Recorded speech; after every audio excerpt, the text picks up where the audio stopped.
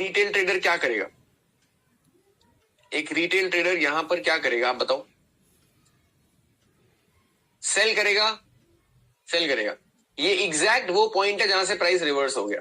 ठीक है, सिर्फ ऑब्जर्व करो यहां पर एक रिटेल ट्रेडर क्या करेगा आप बताओ? बाय करेगा। ये वो एग्जैक्ट पॉइंट है जहां से सारी सेलिंग आ रही। तो आप में से कितने लोगों को समझ में आ रहा है कि यहां पर लिक्विडिटी थी? लिक्विडिटी कहां पे होती है? जहां ऑब्वियस बाय पॉइंट होगा रिटेल ट्रेडर का।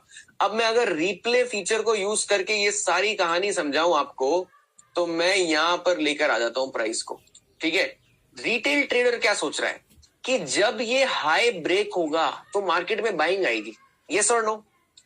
जब ये हाई ब्रेक होगा तब मार्केट में बाइंग आएगी, ब्रेकआउट होगा तब मैं बाय करूंगा। करेक्ट? जैसे ही वो बाइंग आ गई, जैसे ही वो बाइंग आ गई, रिटेल ट्रेडर को लग रहा है ब्रेकआउट है। बट अल्टीमेटली हो क्या रहा है? हर बड़े हाई के ऊपर और हर बड़े लो के नीचे लिक्विडिटी होगी। क्यों होगी लिक्विडिटी? क्योंकि जो बंदा ब्रेकआउट बाय कर रहा है उसका रेफरेंस पॉइंट ये स्विंग हाई है, और जो बंदा बेचने की सोचेगा उसका रेफरेंस पॉइंट ये स्विंग लो है। Agree disagree? हाँ या ना? जो ब्रेकआउट बाय कर रहा है उसका रेफरेंस पॉइंट कॉन्फर्मेशन का ये है, जो बेचेगा उसका रेफरेंस पॉइंट ये है। तो हर हाई के ऊपर और हर लो के नीचे लिक्विडिटी होगी। तो प्राइस ने क्या करा? लिक्विडिटी क्योंकि यहां पर थी, प्राइस एक मैग्नेट की तरह लिक्विडिटी के पास गया। सारी लिक्विडिटी जो थी इंस्टीट्यूशंस ने क्रिएट करी थी। इंस्टीट्यूशन को तो बेचना था, बेचने के लिए यहाँ बायर चाहिए। जैसे ही ब्रेकआउट हुआ रिटेल ट्रेडर्स ने कॉल बाय करना स्टार्ट कर दिया, इंस्टीट्यूशंस अपनी बिकवाली स्टार्ट कर दी। अब जैसे ही यहां पर आप देखो कितनी तेजी से मार्केट गिरा है। यहां पर इतनी तेजी से मार्केट क्यों गिरा है?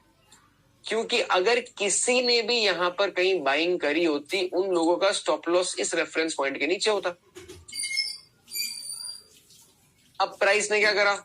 इंटरेस्टिंग चीज अब फिर से देखो। अब प्राइस ने क्या करा? जो यहां पर सपोर्ट बना के बैठा है, इसके नीचे भी लिक्विडिटी है, इसके नीचे भी लिक्विडिटी है। प्राइस आया, लिक्विडिटी ली और अब चला गया ऊपर।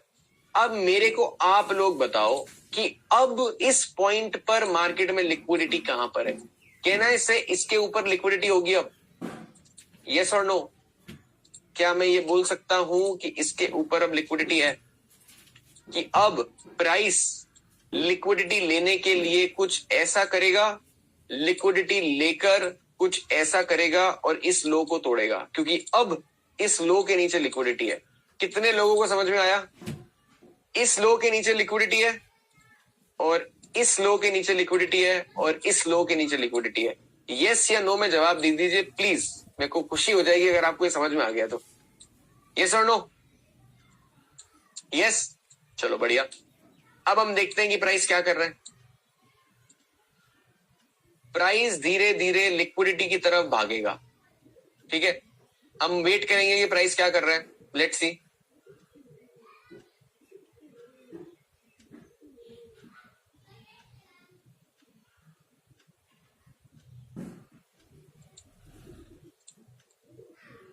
अब प्राइस ने क्या किया?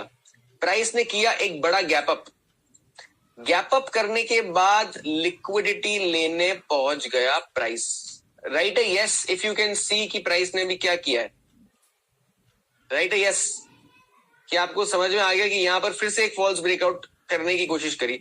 इससे एक कैंडल पहले तक, इससे एक कैंडल पहले तक आपको भी पता है कि रिटेल क्या सोच रहा था। यस और नो? आपको भी पता है इस एग्जैक्ट पॉइंट पर रिटेल का थॉट प्रोसेस क्या था? Bye bye bye. अब आप देखो कि प्राइस क्या करता है, और मैं नीचे की सारी लिक्विडिटी एरियाज को मार्क कर देता हूं। अब यहां से आपको दिखाता हूं कि प्राइस ने क्या करा। अब मैं करता हूं इसको प्ले। अब आया सबसे पहले तो प्राइस अपना गैप को कवर करने में। गैप कवर करते ही प्राइस ने जो ये वाली लिक्विडिटी है इसको स्वीप करो। अब ये देखो, आप में से कितने लोगों को दिख रहा है कितनी तेजी से प्राइस ने इस लो को ब्रेक करा? How many of you can observe? Gap up का मतलब है रावल कि जो मेरा पिछले दिन का क्लोजिंग था और जो मेरा करंट डे का ओपन है, ये जो डिफरेंस है ना, इसको गैप बोलते हैं। अब ये ऊपर खुला तो गैप अप, नीचे खुला तो गैप डाउन। रावल अंडरस्टूड? भाई मार्केट 2 तारीख को यहां बंद हुआ, अगले दिन सीधा खुला ऊपर। Why gap up happened?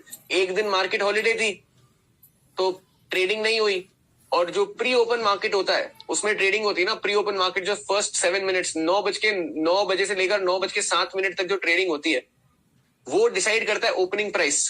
तो वो ओपनिंग प्राइस अगर पिछले क्लोजिंग से ज्यादा होता है, डिमांड सप्लाई का वो है फैक्टर, सडनली किसी को बाय करना है तो बाय कर लिया तो प्राइस ऊपर ले गए। अब आप यहां देखो कि यहां पे क्या होगा, तो मैं थोड़ा सा इसको शो करता हूं कि प्राइस ने यहां पे क्या किया।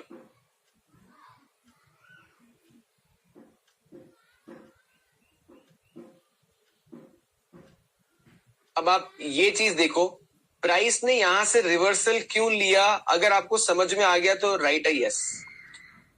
प्राइस ने यहीं से रिवर्सल क्यों लिया?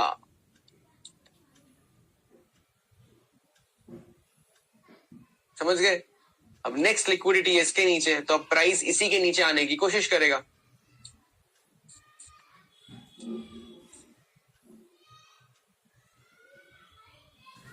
और आप ये भी देखना चाहो तो ये भी देख सकते हो, इसके ऊपर लिक्विडिटी थी, वो लिक्विडिटी भी ले ली प्राइस ने। How many of you are understanding कि प्राइस एक लिक्विडिटी के एरिया से दूसरे लिक्विडिटी की एरिया की तरफ ही जाएगा, कुछ भी कर लो।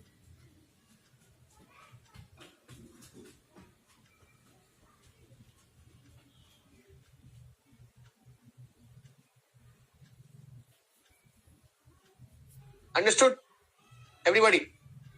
ठीक है, तो आई होप हम रिकॉग्नाइज कैसे करें कहां तक जा सकता है। प्रखर, आपको इस कॉन्सेप्ट का नाम होता है, जब आपको ये फिगर आउट करना पड़ता है ना कि कहां तक प्राइस जा सकता है, हम इसको बोलते हैं ड्रॉ ऑन लिक्विडिटी को फाइंड करना। ड्रॉ ऑन लिक्विडिटी को फाइंड करना, ड्रॉ मतलब कहां कहां लिक्विडिटी है, जहां जहां लिक्विडिटी होगी वहां तक प्राइस भागने की कोशिश करेगा। अब मैं 1 घंटे के चार्ट पे आ जाता हूं, ठीक है। अभी देखो, मैं आपको ये नहीं सिखा रहा कि ट्रेड कैसे लेना है, अभी मैं आपको सिर्फ मार्केट को रीड करना सिखा रहा हूं। In short, price move towards liquidity, किस डायरेक्शन वाली लिक्विडिटी की तरफ जाएगा वो तो प्राइस बताएगा ना, डायरेक्शन बताएगा आपको उसका। अभी मैं आपको शो केस करके बताता हूं। देखो क्या है, ये आपका 1 घंटे का चार्ट है, ठीक है। अब let me help you understand this, ठीक है। पहले प्राइस को अपनी लिक्विडिटी स्वीप करनी पड़ेगी ये दिखाने के लिए कि उसको किस तरफ ट्रैवल करना है। तो जैसे मैं आपको दिखाता हूं ये एग्जांपल। अब आप मेरे को ये बताओ कि आप में से कितने लोगों को पता है कि इस लो के नीचे लिक्विडिटी होगी? यस और नो?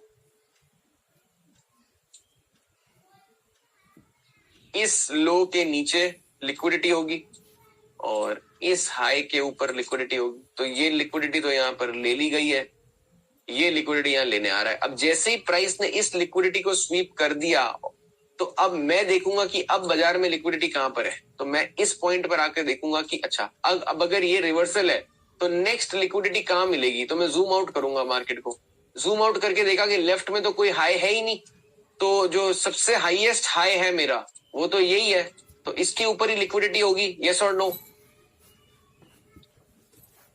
स्वीप मतलब प्राइस ट्रैप करता है, लिक्विडिटी स्वीप मतलब प्राइस ने हाई को स्वीप करा, किस किया और फिर उल्टा चला गया, इसको लिक्विडिटी स्वीप बोलते हैं। समझ गए? अभी आप यहां बाय नहीं करोगे, अभी मैं आपको कहां बाय करना है कहां सेल करना है वो नहीं बता रहा हूं, मैं आपको बता रहा हूं कि कैसे आइडेंटिफाई करते हैं कि कहां लिक्विडिटी है और कहां तक डायरेक्शन लेके जा सकता है प्राइस को। तो अभी ये तो समझ में आ गया होगा आप लोगों को कि इसके ऊपर लिक्विडिटी है, हाँ या ना में बता दो भाई, ये तो पता है ना। अब लिक्विडिटी इसके ऊपर है, तो अब देखते हैं प्राइस क्या करता है।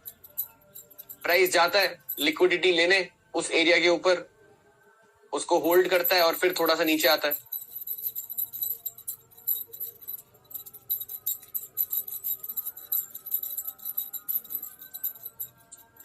Got it?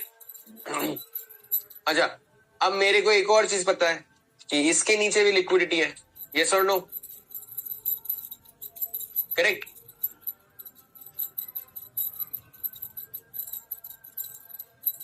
यस और नो? अब इससे ज्यादा क्लियर क्या करूं आप बताओ मेरे को, इससे ज्यादा क्या क्लियर कर सकता हूं? यहां से प्राइस रिवर्स क्यों हुआ कौन बताएगा? How many of you understood? यहां से ही प्राइस रिवर्स क्यों हुआ? लिक्विडिटी लेके चला गया। अंडरस्टूड? Got it?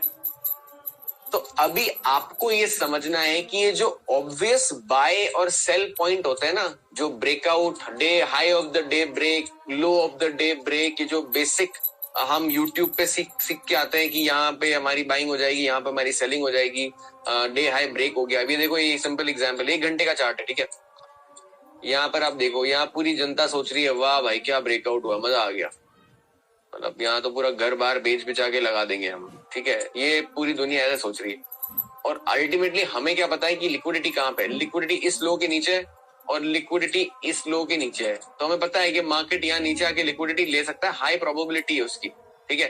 मार्केट ने क्या करा, उधर की लिक्विडिटी ले ली और उसके बाद अल्टीमेटली प्राइस ऊपर गया। समझ में आया? ठीक है, गॉट इट? तो ये है पूरी लिक्विडिटी की साइंस।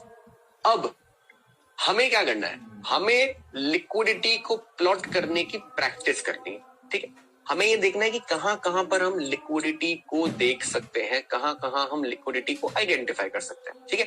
तो अब आप कोई भी स्टॉक को उठा लो, ठीक है। जैसे मैंने जिंदल वर्ल्ड वाइड उठा लिया, कोई भी स्टॉक को उठा लो, उसके कोई भी टाइम फ्रेम पर चले जाओ और आप बस ये ऑब्जर्व करो कि कहां कहां हाईज और लोज है। अब आपको ये दिख रहा होगा साफ साफ, ये लिक्विडिटी ग्राफ किसको दिख रहा है? राइट है, यस। बहुत सिंपल एग्जांपल है, यहाँ लिक्विडिटी स्वीप हुआ, प्राइस रिवर्स्ड, ठीक है। अब उसके अलावा अगर आपको और एग्जांपल में दूं तो लेट्स सी कि कहां कहां दे सकता हूं। ये एक और एग्जांपल आपके सामने है, यहाँ पर लिक्विडिटी स्वीप हुआ और प्राइस नीचे, ठीक है। मैंने रैंडमली कोई भी स्टॉक उठाया है, तो मतलब आई डोंट नो कि एग्जैक्ट सही एग्जांपल मिलेगा कि नहीं मिलेगा। चलो IIFL देख लेते हैं। ट्रैप और स्वीप सब एक ही भाषा है मेरे भाई, सब एक ही कहानी है, ठीक है। अब ये देख लो, ये भी आपका लिक्विडिटी स्वीप है, ठीक है।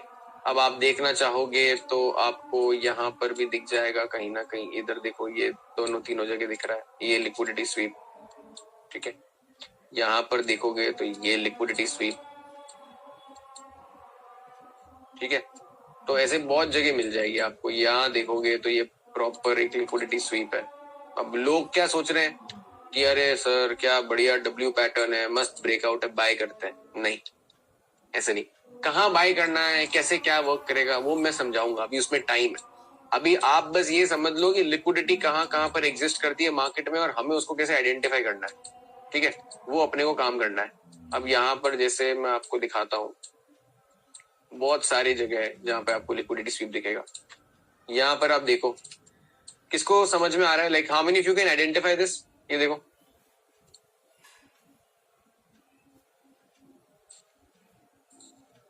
मस्त अपने कॉल ऑप्शन लेके बैठे हैं सब, आज तो पार्टी करेंगे, मजा आएगा। असेंडिंग ट्रायंगल बन गया है, मस्त ट्रेंड लाइन सपोर्ट है, अब बाय करना है। और उसके बाद 15 मिनट, मतलब 15 मिनट तो नहीं, 2-3 दिन में काम तमाम। Is it good to trade using E-margin? Yes, you can take it. You can take using E-margin. MTF facility use कर सकते हो, कोई प्रॉब्लम नहीं, ठीक है। ये पोर्शन समझ में आ गया सबको? Everyone is clear with liquidity now? ठीक है। अब इसकी प्रैक्टिस करनी है आपको लिक्विडिटी की, ठीक है, कि कैसे लिक्विडिटी को यूटिलाइज करते हैं। अब मैं आपको एक या दो प्री रिक्विजिट वीडियो दूंगा जो आपको मार्केट स्ट्रक्चर एक्सप्लेन करेंगे कि मार्केट स्ट्रक्चर कैसे आइडेंटिफाई करना होता है। नंबर 1, डिस्प्लेसमेंट मैंने ऑलरेडी आपको एक्सप्लेन करा हुआ है, डिस्प्लेसमेंट का भी यूज आएगा। नेक्स्ट वीक हम order blocks, fair value gaps, displacement और 2 स्ट्रेटेजी सीखेंगे जो हमें इंडेक्स ट्रेडिंग में काम आएगी, फॉरेक्स ट्रेडिंग में काम आएगी, क्रिप्टो ट्रेडिंग में काम आएगी और स्टॉक्स की स्विंग ट्रेडिंग में। Who can place N order before the market time? आप भी कर सकते हो। बताओ कैसे करना है, बताओ कैसे करना है। अब जैसे आप यहाँ पर आ गए, ठीक है। अब मैं गया एक स्टॉक के ऊपर, मैंने सर्च कर लिया, लेट से निफ्टी पर आ गया, मैं निफ्टी 50 पे चला गया, या लेट से मैं इधर आ गया और मैंने कोई भी एक स्टॉक ले लिया, लेट से मैंने DCM Shriram industries, random stock है, ठीक है। अब मेरे को चाहिए कि मेरे को 100 शेयर्स बाय करने हैं डीसीएम श्रीराम के, ठीक है। मैं क्या करूंगा, मार्केट कर दिया, अब मैं इंस्टेंट बाय करूंगा। अब यहाँ पर देखो आपके पास 3 ऑप्शंस है। Can you see this? Execute when market opens, execute in pre-open market session. Can you see this option? Execute in pre-open market session. अब ये देखो, ये एक्सचेंज में ऑर्डर चला गया। अब मैं ऑर्डर्स पे जाके देखूंगा ना, तो यहां पर मेरे को दिखेगा AMO, after market order to be executed in pre open market session. अब मेरे को नहीं करना तो मैंने कैंसिल कर दिया। Is it okay? Basil Rodriguez, did you understand this? You can also do it.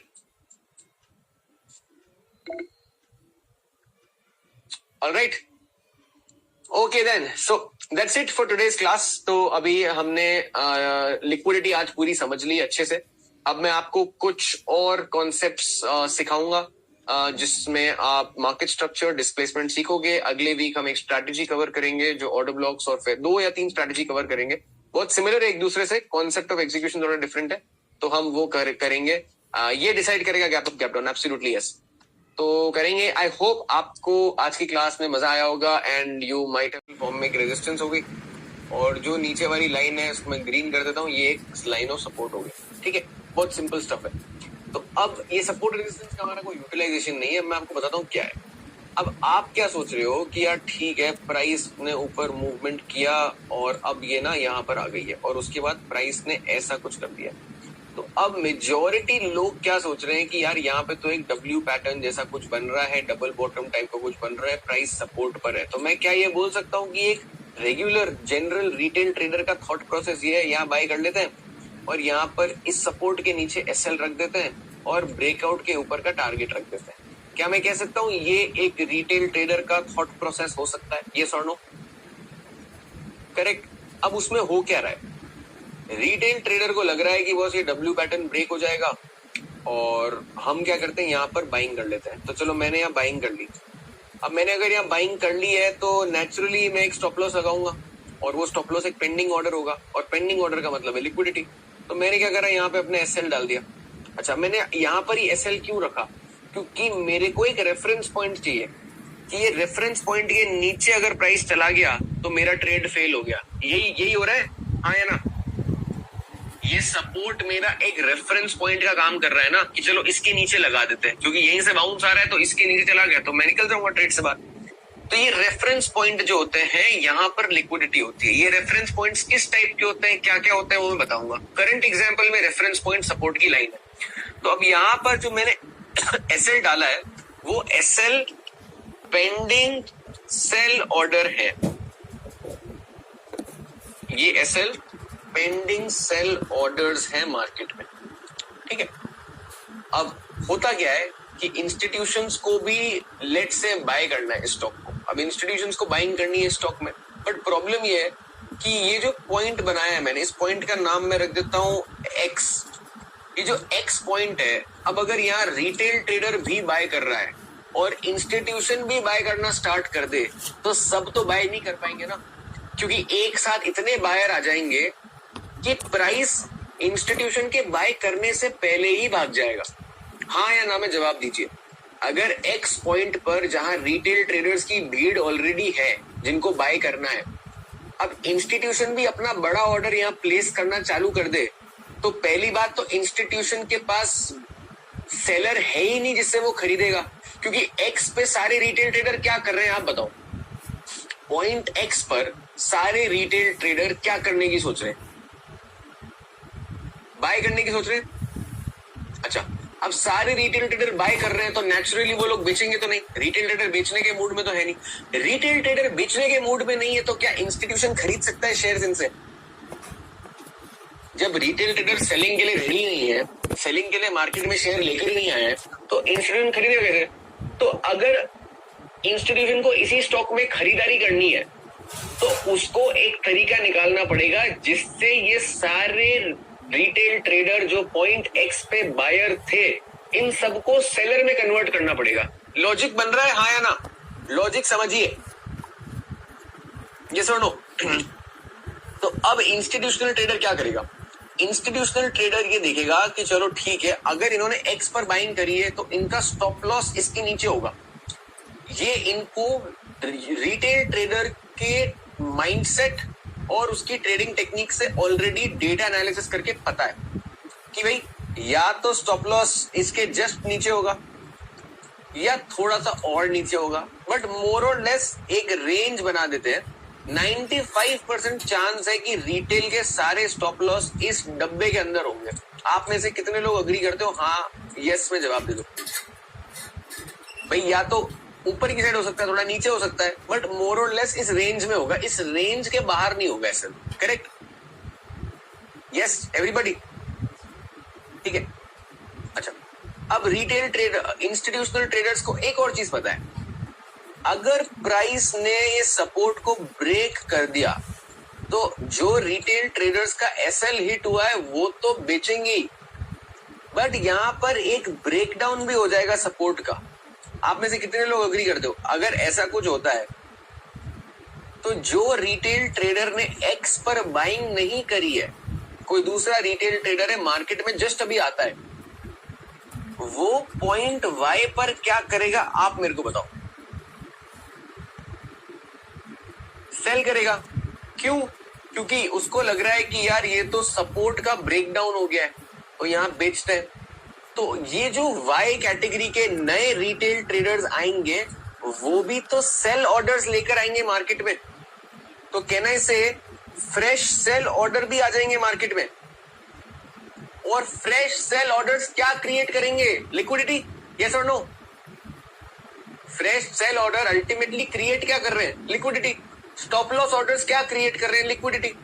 तो इंस्टीट्यूशंस को पता है कि बॉस अगर हम किसी भी तरीके से प्राइस को एक्स से वाई पर लेकर आ जाए तो हमें इतने सारे सेल ऑर्डर्स एक साथ मिल जाएंगे कि हम हमारे सारे बाइंग ऑर्डर्स एग्जीक्यूट कर सकते हैं। किसको समझ में आया? राइट? यस। इंस्टीट्यूशन ढूंढ रहा है कि मैं सेलर कहां से लेकर आऊं, क्योंकि मेरे को तो खरीदारी करनी है, तो सेलर कहां से लेकर आऊं? सेलर लाने का एक ही तरीका है कि इन सब का काटो, इन सबको मार्केट से बाहर निकालो। उसके लिए अब इंस्टीट्यूशनल ट्रेडर क्या करेगा?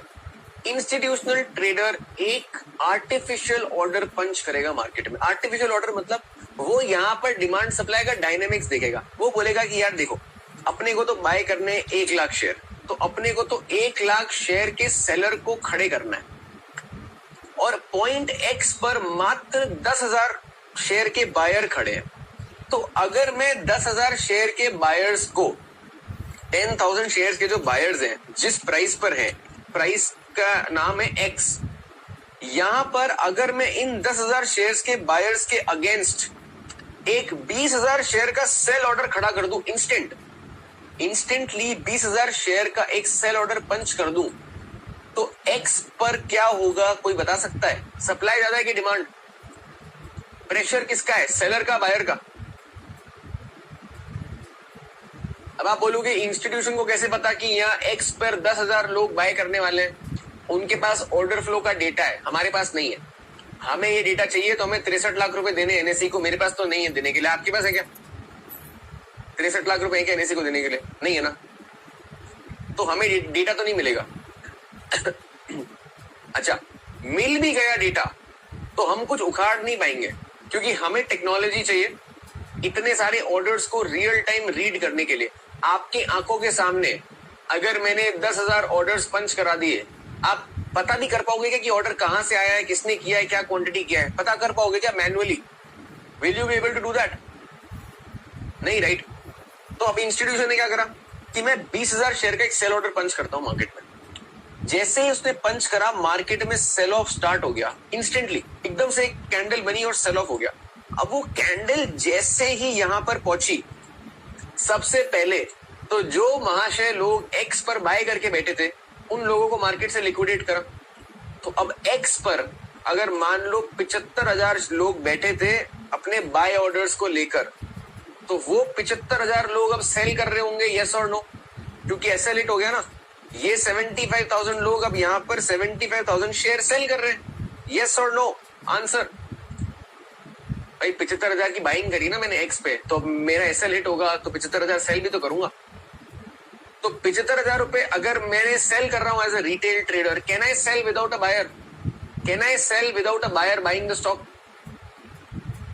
नो। अच्छा, जब ये रेड कैंडल ऐसी बन रही है तो कोई रिटेल ट्रेडर अपने सपने में भी बाय करने का सोचेगा क्या? आप बताओ। जब ये रेड कैंडल बन रही है, ब्रेकडाउन हो रहा है, तो कोई रिटेल ट्रेडर अपने सपने में भी सोच सकता है बाइंग करने का। तो बाइंग कौन कर रहा होगा? इंस्टीट्यूशन।